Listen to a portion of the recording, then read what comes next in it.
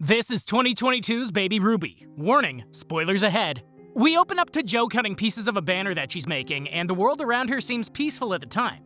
As she continues cutting out pieces, we see that she's actually designing it for her own baby shower. She looks like she's ready to pop at any moment, and soon, Spencer wakes up to see her at the table. When she tells him that it's for the baby shower today, he mentions that it's really strange that she's throwing her own shower. Jo apparently just wants everything to be perfect, so she's handling things on her own. Spencer picks her up and lays her on the table, and she makes the perfect reference to her situation. She feels like a turtle on her back. I feel like that's a reference that a lot of pregnant women make. Later, everyone arrives for the baby shower, and Jo makes sure that everything is absolutely perfect. Eventually, Caroline makes a toast to thank Jo for everything that she does, and Jo assures everyone that nothing's going to be different once the baby arrives. That's what she thinks. This is obviously her first one. Anyone that can start out as a perfectionist like her and maintain that after having a baby, they ain't human. I guess that would make the baby not human either. Ooh, cyborg baby. The next day, Jo posts a blog about making her own perfect baby shower, and the comments start rolling in immediately. Later, Jo and Spencer head to the store to shop around for more baby clothes, and Spencer continuously finds ways to make her laugh. When Jo looks up to talk to Spencer, she finds another woman in his place. She asks Jo if she's scared about the baby, and this makes Jo wonder if she should be. When she goes to see the woman's baby, she's immediately stopped. Don't wake a sleeping baby, and definitely don't go grabbing after another person's baby or stroller. Who does she think she is? Jo thinks this behavior is odd, and she tells Spencer about the encounter later that evening. Suddenly, the doorbell rings, and Spencer answers it to find his mother, Doris, has seemingly just stopped by to check in on Jo. When Doris goes to leave, Jo tells her to stay a bit since she's already there, and Doris makes herself at home to go over possible grandmother names that the baby can call her instead of grandma. That night, Jo gets to work on another blog post, but suddenly she starts getting labor pains. When Spencer goes to check on her, she plays it off like she's fine, but then she tells him that she thinks it's happening. Then we jump to a nightmare of a labor, and I'd imagine having a labor like this would be enough to change anyone's perspective on having a baby. After the labor, Jo wakes up in the middle of the night, and she tries to make her way over to the baby. She goes to poke it in the head, but the nurse barges in to see if everything's okay. Then the nurse tells her that she can't leave until she poops. Is this a concern? I've been through a couple pregnancies with my partner, and they never once held her captive until she pooped. She had to ask her for a softener, actually. Jo goes to the bathroom the next morning, and she cries as she hears babies crying in her head. Apparently she pooped at some point, because the three of them leave the hospital later that day. As they leave, a nurse rushes out with the placenta in the cooler, and Jo can't believe that she almost forgot it since she wants to eat it. When she gets to the car, Spencer checks in on Jo, and she says that she wishes her mom could have been there for the moment. On the way home, Jo makes fun of Spencer for driving so slow, but he points out that they've got precious cargo in the back now. During the drive, Jo notices a lot of women with their babies, and one of them in particular actually throws a baby at the car. Yeah, that's a nightmare she's having. That doesn't happen. When they get home, baby Ruby cries and cries, and Jo tries her best to shush the baby. She takes her for walks and holds her all day, but nothing seems to soothe the child. That night, Spencer tries to read the parenting book, but Jo thinks she's better than the book. Soon, the baby finally calms down, and Jo feels like she's figured out the perfect routine. She shows off the sleeping baby to Spencer, and she lays her down in the crib. Just then, the doorbell rings and wakes up the baby. When she answers the door, it suddenly turns out to be the middle of the day, and the workers are there to work on the gutters. Caroline pops up to take care of the workers, and she points out that the blog followers are waiting for a baby pic still. Caroline tells Jo that it's been a month since the baby was born, and Jo looks very confused. Whoa, she's not the only one either. Time's really getting distorted. I thought it was a jump from night and day, but here we go with a whole month passing. Yeah, Jo's definitely not doing well. Suddenly, Spencer comes down the stairs with Ruby, and he tells her that she's hungry again. Then, the two of them end up passing out, and when Jo wakes up, she freaks out because Ruby is gone, and the dog is chewing on a bloody bone. Okay, that would be absolutely terrifying. It's not the baby, though. Even when they go into the pediatrician, he kind of looks at them crazy about how the dog got the bone. The doctor assures them that first-time babies always come with fears, but Ruby looks perfectly healthy. That evening, Doris comes over to check in, and she ends up talking Jo's ear off until Spencer cuts in. He doesn't help, though, because he just ends up arguing with her over taking responsibility for how he was as a baby.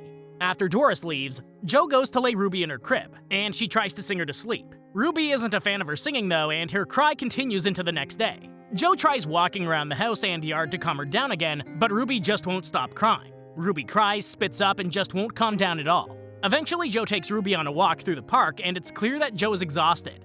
As she walks down the road, a car speeds by them, and Jo actually tips the stroller. That's panic-inducing. Suddenly, the woman from the baby store rushes over to check on them, and she takes her to a group for other mothers. While there, Jo asks them how they look so rested and happy, and she wants to know how their babies are so quiet. The one woman tells her that she just got to trust her instincts, and Jo doesn't seem to think that's enough. That night, she looks at herself in the mirror as she pumps, and she notices her stomach and stretch marks. Then Spencer shows up and tells her that they have to get ready for dinner. Joe thinks that Ruby might be too much for Doris to watch, but Spencer makes it clear that they absolutely need this time away. When Doris walks them out and she tells them that Ruby smiled at her, and she asks if she smiles with Joe, of course not. At this point, Joe will never see the baby smile. Maybe they need to have Doris watch Ruby more often so she can sleep. At dinner, Joe admits that this time together is nice, but she also admits that something is off. Spencer promises her that everything is going all right, but when Joe notices puke on his jacket, he leaves her there so he can clean it up. Joe decides to check the baby monitor on her phone, and she freaks out when she notices the baby is missing and the monitor is disconnecting. Joe snatches the keys from Spencer when he gets back, and they rush home. Don't let her drive. Just a thought. After they get home and handle things, Spencer points out that the monitor got knocked over when Doris was putting Ruby down, and the whispers were just her telling Ruby to sleep tight. Later, Joe goes to feed Ruby, but she ends up getting bitten by Ruby. The next day, Joe has a guy come out to start baby-proofing the house, and she has visions of all the ways that she could end up getting killed because of Ruby. Then she hops online to start reading about how to keep a baby from biting her. Later, Joe goes for a run with Ruby, and she can't get her to stop crying. Soon, all the other mothers pass her up, but they all look so happy and content with their quiet babies. Eventually, Shelly catches up to her, and Joe tells her that Ruby just won't cry around anyone else other than her. Joe tells Shelly that she feels like Ruby is angry with her, and Shelly assures her that she understands. She tells her that she needs to come out for drinks with the other moms, but Joe knows that she has to focus on her home to make Ruby happy. Oh, so that's why all the moms are content. Mom drinks on Thursdays. That would make me happy too. Joe goes back home and immediately starts picking up the house. But eventually, Caroline comes to her to tell her that Ruby's been crying over an hour. When Joe's alone with her, she tells Ruby that she's not going to win this battle. Later, she goes to cook and Spencer comes home to Ruby crying.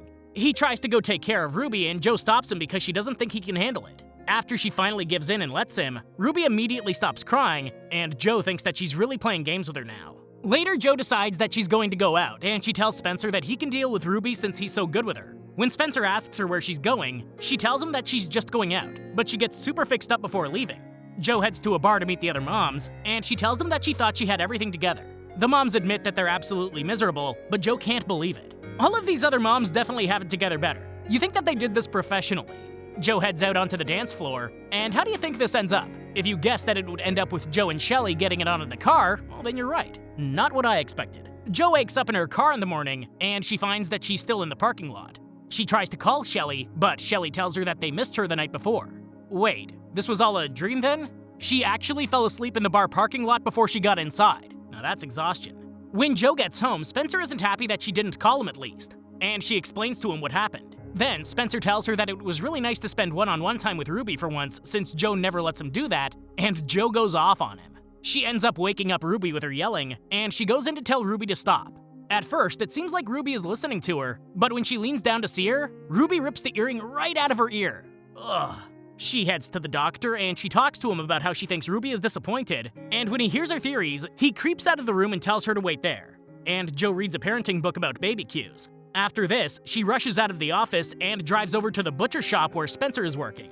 If she didn't look crazy before, she's definitely getting that on her record after running out of the pediatrician office. She tells Spencer that she thinks Ruby is trying to warn them about something, and he takes them home so they can rest. Joe lays in bed for a bit, and she reads more of the parenting book. Then Doris comes over to help take care of everyone, and she admits to Joe that she hated Spencer while he was a baby. In fact, she used to wish terrible things would happen to Spencer while he was a baby. She tells Joe a story about how she actually almost killed Spencer in his crib, and Joe tells her to stop when things get too familiar. Later, Joe goes to the bathroom to pump, and her reflection looks back at her when she's not looking. Then she shoots awake in bed, and she goes into Ruby's room to check on her. She finds Doris feeding Ruby from herself, and she passes out. Did that actually happen? Of course, Joe goes to hint at it in the morning, but that doesn't help us to understand if it happened or not. When Joe goes outside to check the gutters, the workers drop a hammer towards her, and Joe rushes inside to grab Ruby and go for a walk. She walks right over to Shelly's house, and she seeks refuge there. Shelly mentions that they did actually sleep together that one night, and now Joe really can't separate fantasy from reality. She rushes further into the house to call Spencer, and Shelly tells her not to wake up her baby. After leaving Spencer a message, she creeps into the baby's room, and she finds that it's been without a baby for a long time. The room next to it is filled with blood and devices to dispose of bodies while a pile of baby shoes sit in the corner. When she turns around, she finds Shelly holding Ruby, and she thinks that none of the other moms have ever had babies to begin with. That's why their babies always seemed quiet. Joe tries to take Ruby back, but Shelly won't let her. Suddenly, Ruby bites Shelly and Joe runs back home with her. What is going on? Is this a cult town? Did all the women in town band together to take Joe's baby? When Joe gets home, Spencer's there, and now his personality seems to have changed too. This movie's doing a really good job of being psychological. I'll admit, it's kind of refreshing to not really know what's going on, but in a good way. That night, Spencer, Doris, and Joe sit down to eat dinner, and Spencer finally mentions that they need to talk. He thinks that Joe needs a few weeks away to recover and rest. Doris tells her that people are already on their way to take her away, and Joe asks to say goodbye to Ruby. As she holds Ruby, she grabs a knife and holds herself and Ruby hostage. She accuses Spencer of being behind all of this, and she rushes to the car to lock herself inside. She puts Ruby in her car seat, and Spencer bangs on the car to get her to stop. Joe drives off, but when she spots a figure on the road, she veers off and crashes. Joe wakes up in the hospital and Spencer is by her side. Now, Joe is even more confused, and I'm right there with her. Apparently, she just needed a good coma nap to rest up. While in therapy, Joe admits that all of her hallucinations are done, and the therapist tells her that this was all due to postpartum. Shelley even visits her in the facility, and we see that she really does have a child. Everything was a hallucination. After spending her time in therapy, Doris picks Joe up to go back home, and she tells her everything that she's missed with Ruby. When Joe gets home, she tries to say hello to Ruby, but it seems too hard at the moment. When they lay down at night, Joe promises to spend time with Ruby in the morning, and Spencer tells her that Ruby loves her.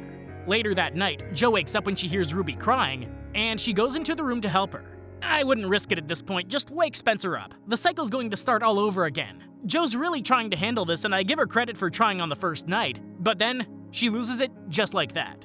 Joe can't handle the screaming anymore, and she chucks the bottle at the swing. Ruby isn't there anymore, though. Joe looks out the window just in time to see a woman running away with Ruby, and Joe chases her through the forest. When she comes face to face with the culprit, she finds herself, and she tells herself that Ruby doesn't want her as a mother. This alternate Joe hands Ruby over to Joe, and everything seems right with the world. Joe and Ruby are finally at peace, and then the credits roll. They did a great job with the psychological aspect, and I really do love the way they actually used a real condition. This was fantastic. Give it a shot. Thank you for watching, and I hope you enjoyed the video. Don't forget to like and subscribe for more like this one. Comment what you think I should watch next, and I'll see you in the next video.